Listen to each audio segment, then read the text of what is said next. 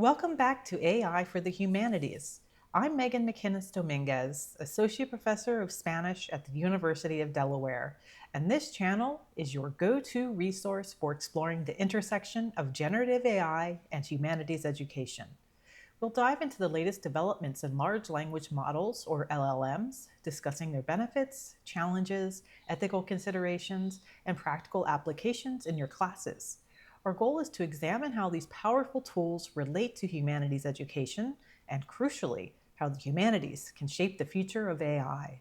Whether you're new to AI or have been experimenting with these technologies in your teaching, you'll find valuable insights and practical tips here. Join us as we navigate this exciting frontier, exploring how the humanities can contribute to and benefit from the AI revolution. Today, I'm excited to share with you the potential of the newly released voice chat function from OpenAI. This feature is now available for paid subscribers at the ChatGPT Pro plan. This feature opens up some incredible opportunities across various humanities disciplines, not just for literature, but also for history, cultural studies, language learning, and even creative writing. Before we dive into the possibilities, let me give you a quick rundown of how this feature works and its current limitations. First, as I said before, you need a Pro subscription. Unfortunately, it's not yet available for enterprise or EDU accounts. It's also not currently available in the United Kingdom or the EU.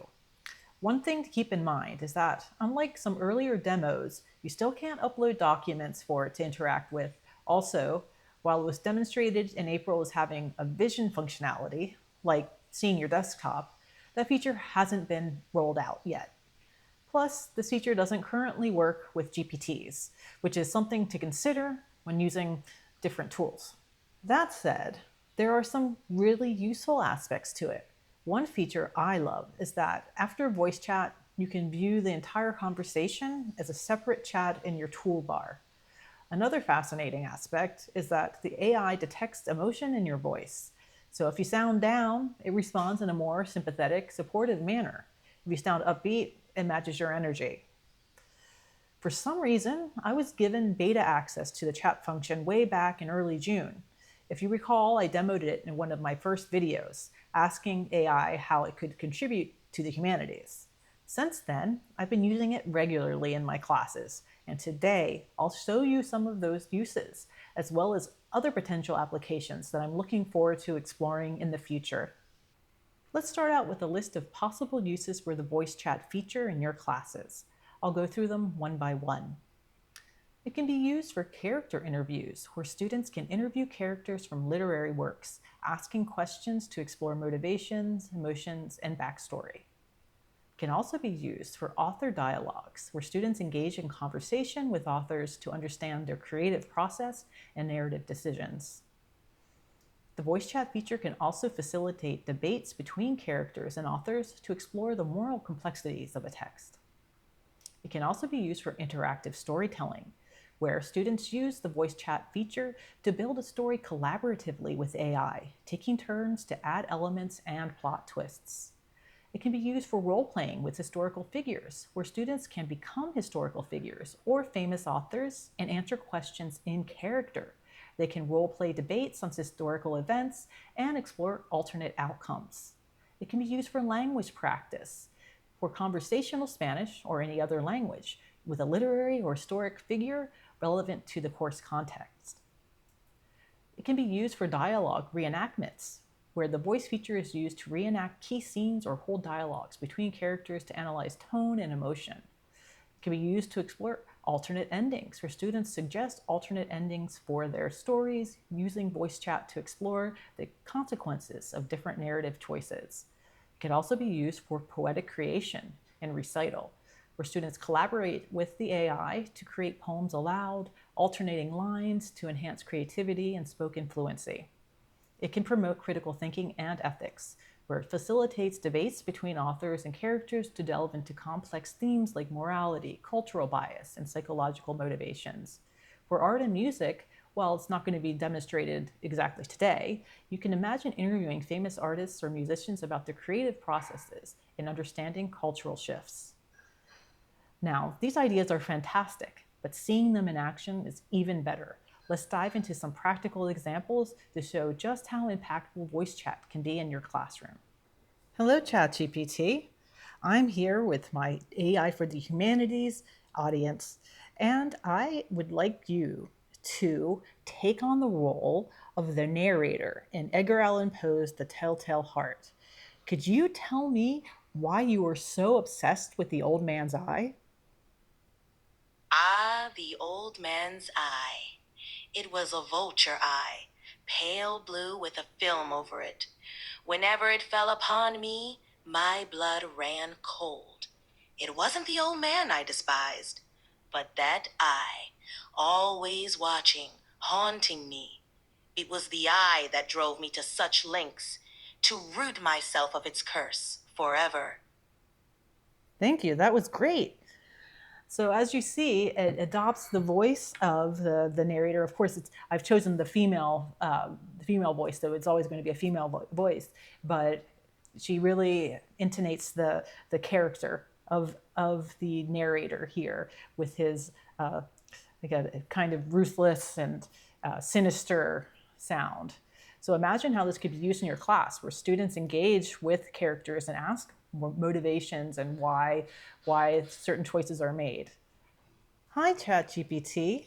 Now let's talk to Edgar Allan Poe himself. I'd like you to take on the role of Poe. And can you tell us, why did you write such an unreliable narrator? Ah, as Edgar Allan Poe, I crafted an unreliable narrator to delve into the complexities of the human psyche. By presenting a narrator whose grasp on reality is tenuous, I aim to immerse the reader in a dance of doubt and horror, reflecting the fragile line between sanity and madness. This approach intensifies the story's suspense and engages the reader in the narrator's internal turmoil. Thank you. You're welcome. So as you can see, it can take on the voice also of the author and speak from his perspective. As you see, it's a slightly different voice maybe than the narrator, but not too much. But wouldn't it be fun to have them dialogue among themselves? So let's ask it if it can tell us, let's create a debate between Poe and the narrator where students can see conflicting perspectives within the same work. So, Edgar Allan Poe and the narrator, please debate whether the narrator's actions were justified.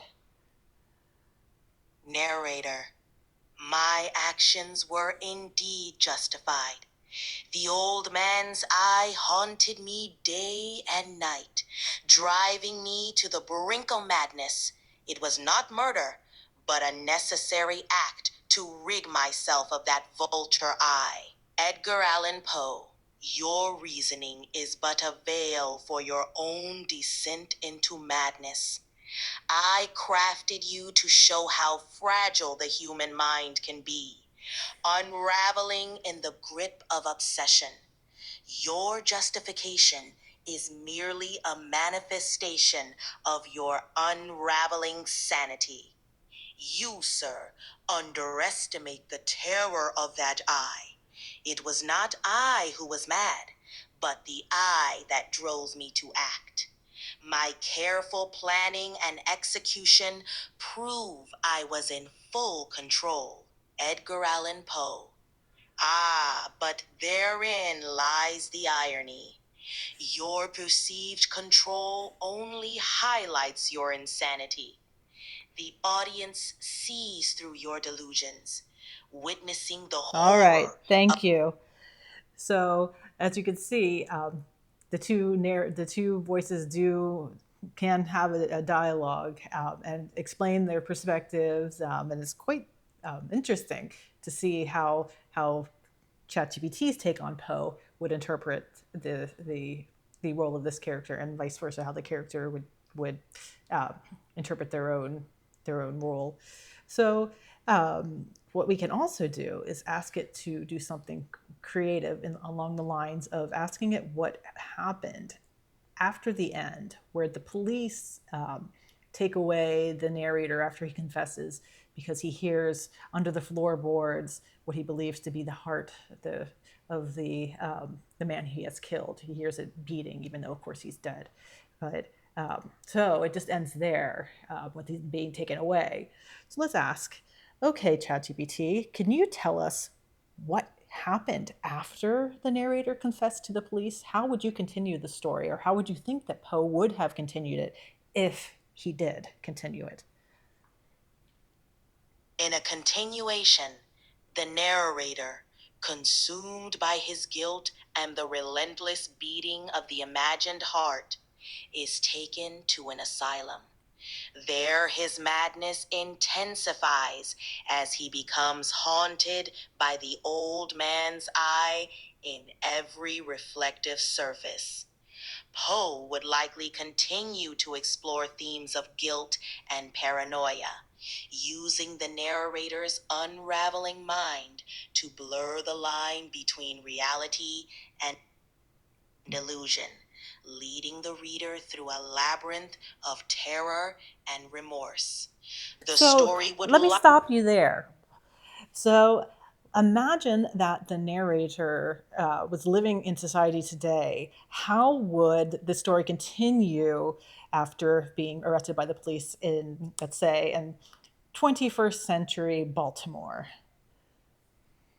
In 21st century Baltimore, after the narrator's arrest, the story would unfold with a psychological evaluation and legal proceedings. The narrator's tale would spread online, sparking debates about mental health and criminal responsibility.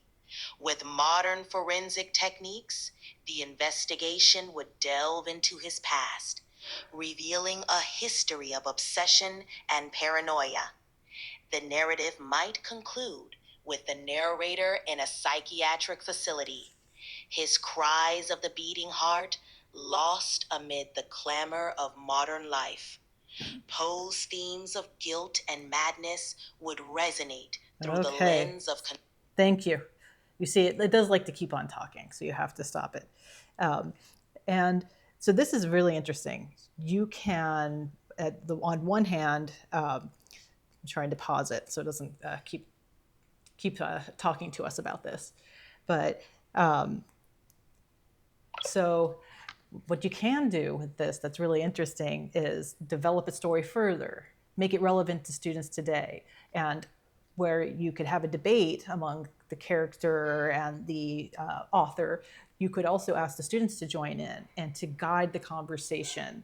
You could have them prep ahead of time where they bring up some questions in groups and then have them jump in and participate, or stop ChatGPT from speaking and have them regroup and come together with some ideas. It's very interactive. So this is really great, especially if you have students that are, you want to mix up your activities and keep them engaged and not on their phones, on your phone. That would be one thing you could do with these, with the voice function tool. Now let's switch gears and use this feature for language practice. I'll be talking to Sor Juana Inés de la Cruz about her famous work, Foolish Men, or Hombres Necios. Sor Juana was a 17th century Mexican nun, scholar, poet, and one of the most important literary figures of the Spanish Golden Age. She was a self-taught intellectual who became famous for her defense of women's rights to education and her outspoken views on gender inequality.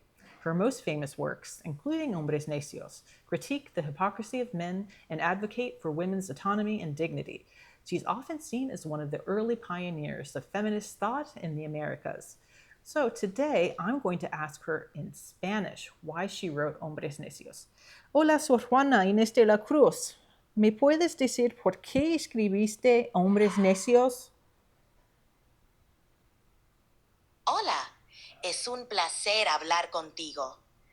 Escribí Hombres Necios como una sátira para destacar la hipocresía y el doble estándar con que los hombres juzgan a las mujeres. A través de esta obra, quise señalar las contradicciones y las injusticias de la sociedad de mi época. Gracias. Donde los... So as you De nada. see, gracias. So as you see, it can be used for language practice. It actually speaks fairly well in Spanish, which is fantastic in a language classroom. Students can interact, engage, ask questions, and practice language all at the same time, while also discussing content. So for me, this is fantastic. I use it in my class all the times for all the time. That is for language practice and to further the students' understanding of content. To conclude with our examples, let's move on to something more creative. Imagine asking the AI to create a new version of this well-known poem, adapted for a 21st century audience. So let's use Sor Juana's Hombres Necios as a starting point and create a modern version of it in English. So, Sor Juana, could you write a modern version of Hombres Necios in 3 stanzas, specifically for a 21st century audience in English? Say it as if you're really annoyed. Absolutely. Let's give it a try.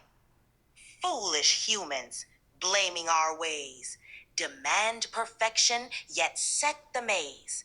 Proclaiming virtue, they point and shout. Foolish humans in digital space, demanding truth, yet mask their face. Crying for justice, they pound their keys, yet spread their lies with greatest ease. Foolish humans in the world today critique our choices, then walk away, expecting change but resist the test, condemning others while failing the quest. There you have it, Sor Juana's modern day frustration. Well, that went a way I didn't expect. I thought you were going to talk to men from Sor Juana's perspective today, but you're talking to humans from the perspective of AI. Well, could you explain this choice? I see the confusion. Well, Given that we're using AI to channel Sor Juana's spirit, I thought it would be fun to adapt her critique to the broader scope of human behavior in the digital age. It adds a layer of AI perspective to her timeless critique of hypocrisy and double standards. But I'm happy to create a version focusing on men from Sor Juana's viewpoint if you'd like. no, that was actually better than I anticipated, so thank you. I'm glad you enjoyed it. If you have any more creative ideas or need assistance with something else, just let me know. Okay, well, that went in a direction I didn't expect, but I think that was really kind of interesting to see how the dialoguing with AI can bring in perspectives we just didn't expect, and that may cause us a little fear too. So, as you can see, this can be very useful in your class to explore new things, to go different ways in your classes than you ever have in the past, and to engage students. So to wrap up, these are just some of the amazing ways you can use the new voice chat function in your classroom. Whether you're conducting interviews, facilitating debates, or practicing another language, this feature brings depth and immersion to learning. Here are just a few practical tips. Guide your students on how to ask thoughtful questions. Use these activities to initiate broader discussions and always encourage creativity. Thank you so much for joining me today on AI for the Humanities. I hope these examples inspire you to bring voice chat into your own classrooms in creative and engaging ways. Let me know your thoughts in the comments below, and don't forget to like this video and subscribe for more innovative approaches to AI and humanities education. See you next time.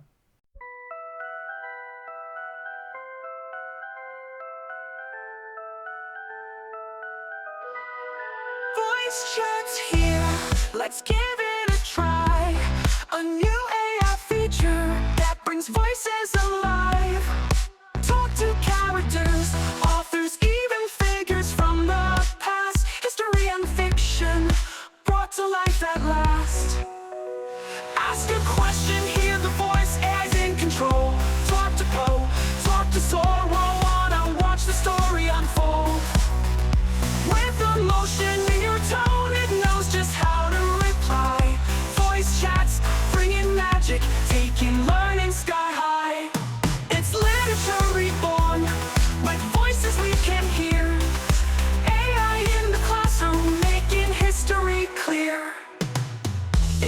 Imagine students talking to a character who's torn.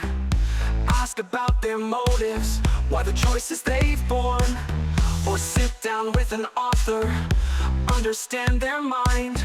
What drove their decisions? What truths did they find? Ask a question, hear the voice as in control. Talk to Poe, talk to Sor Juana, watch the story unfold. With emotion in your tone, it knows just how to reply. Voice chats, bringing magic, taking learning sky high. It's literature reborn, like voices we can hear. AI in the classroom, making history clear. Real-time debate, author and character collide. Different perspectives, both alive. Add to the story, build up with your voice. Explore new endings, every choice. Language practice too, speaking skills grow. Conversations with Sor Juana in Spanish, they flow. Ask a question, hear the voice as in control. Talk to Poe, talk to Sor Juana, watch the story unfold. With emotion in your tone, it knows just how to reply. Voice chats, bringing magic, taking learning sky high.